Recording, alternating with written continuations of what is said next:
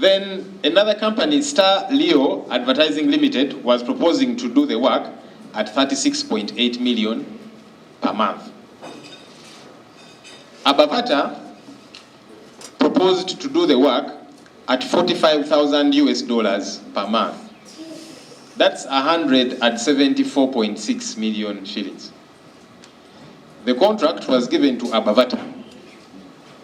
That explains, by the way, the total contract sum was 540,000 US dollars for the entire year. When you divide that by 12, you get the 174, you get the $45,000 per month.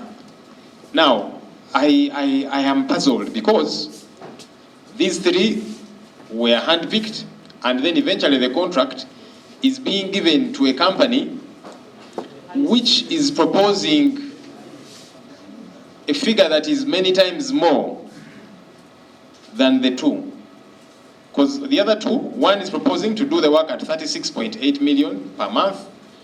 The other is proposing to do the work at 35.2 million per month. Abavater, which was chosen, proposed to do the work at 174.6 million per month. Why? It's not making sense. Because if there was proper competitive bidding, then maybe we'll try and understand, okay, so how was this one chosen? Because the one that was chosen, it has a crazy amount. And yet there were those which had a lower amount. And my understanding, now that these three were selected, I want to assume you selected them because you trust that any of the three can do a good job. That's why they were handpicked. That's what it means. It's actually different from open competitive bidding where everybody brings whatever, yeah? But these three, you handpicked them. My thinking is because you handpicked them, any of them could deliver on the job. One is proposing to do the job at 35.2 million, another at 36.8 million. You selected the one that wants to do that was to do the work at 174.6 million. That's the one you gave the contract. Why?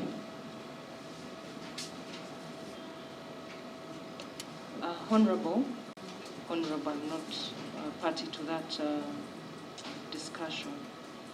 But if you can look at the form, it will show you who signed, and maybe you can be able to get your answers from there.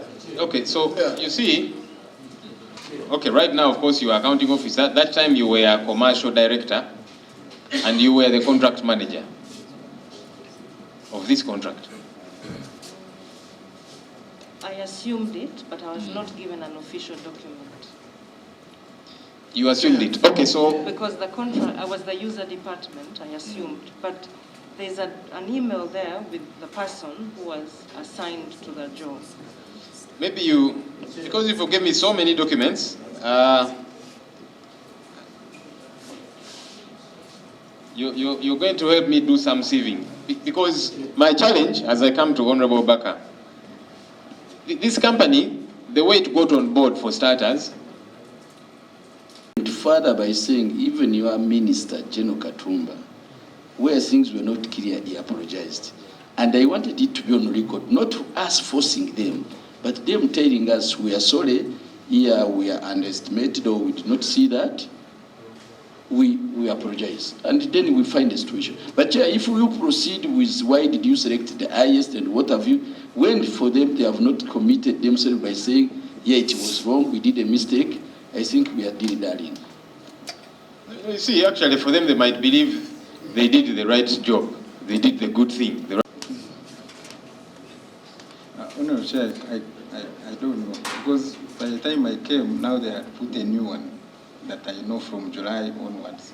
But during the task force time, when you see the documents, there were 3 people who would appear on those minutes. Kenneth, that I mentioned, Alex Kakoza, and Patrick Okema, who was heading the procurement department. But he can't be on contracts committee and evaluation committee.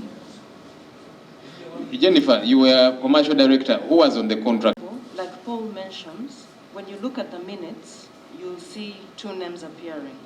Mostly And then, of course, the procurement person who takes the minutes. So it was, like Paul said, it was Alex Kakoza and Kenneth Kiemba. Those are the two I remember. But we can find out, we can go back and dig to see if they were given a letter, because usually there's a letter they are given, which is approved by Ministry of Finance. So we'll check for that. So as contract manager, were you not part of the contract committee? No, it cannot be. That's very illegal. Yeah, because I'm seeing a lot of, so now you realize some things are illegal. No, but that's totally not acceptable. How does Patrick Omonyo Kema be part of the contracts committee and part of the evaluation committee? Is that legal? Sir, we'll find out. You No, see, usually... he has just mentioned that. Excuse me, Chair. So is that legal? Excuse me, Chair. Thank you, Chair. Honorable Mzali, let me have back all the documents you had given me. Okay, so this is the contract for April 2019. However, the Solicitor General cleared the second contract type, I suppose, because that was July. So who cleared this one? And also, where are the procurement documents relating to this? Okay, maybe let me ask the question differently. How was Abavater hired for this work of receiving the first bombardier? Were you around that time? Was that the time you were on suspension? No, Honorable Chair and members, this was in June 2019, before I even joined the company. Okay. But at that time, Madam Jennifer was commercial director, so maybe she can talk to us about this issue. Honorable members, Honorable Chair, like I mentioned, what we have on file shows that you allow me to read, because this is what we have on file. It says, it's written from the procurement disposal unit to the CEO. At the time, the CEO was Ephraim Bagenda. Which disposal unit? The Uganda Airlines. Your internal one? Yes, okay. The internal one. It says, as you may recall,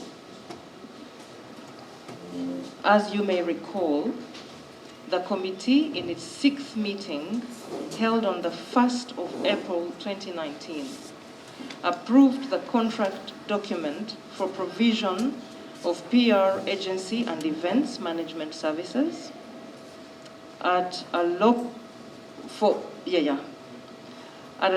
total contract price of 487,713,764.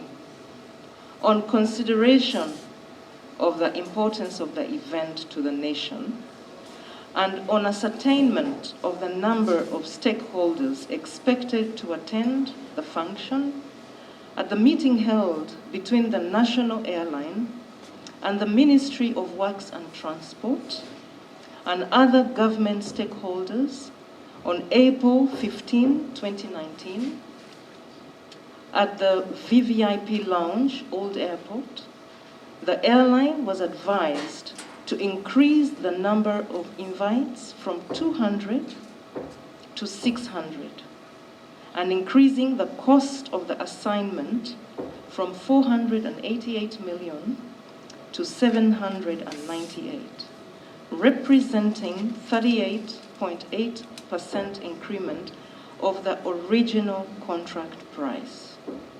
Section 55(4)(5) of the PPDA Act 2003 provides that a single contract amendment shall not increase the total contract price by more than 15% of the original contract price. And where a contract is amended more than once, the cumulative value of all the contract amendments shall not increase the total contract price by more than 25% of the original contract price. Management therefore decided to initiate a separate contract to take care of the above increased requirements for the occasion of the delivery of the first CRJ 900. I have attached the following documents for your reference and consideration. At the meeting held on the 19th of April 2019, the Contracts Committee approved direct procurement of the above company to provide the service referred herein at a total of the contract price of. I have attached the Contracts Committee decision and the contract document for your reference purposes. This is therefore to request for approval of payment of 309,891,600 inclusive of VAT to Abavater Group for having provided the above services. Signed, Patrick Okema Omon, Head Procurement and Disposal Unit. So this is all we could find, sir. This was done in June 2019. This was June 2019. Yes. Was April. Yes. I cannot explain that. How does this happen? Because the event can't be executed in April, but then the contract is signed for June. Procurement is not followed. It was direct procurement, if you like. These people were just handpicked. How does this happen? Honorable, that is all we could find on file. If you recall, it had a contract attached, which I think you have, that shows they were given a contract earlier, but the payments and the explanations happened later. How that happened, I cannot explain because it was in procurement.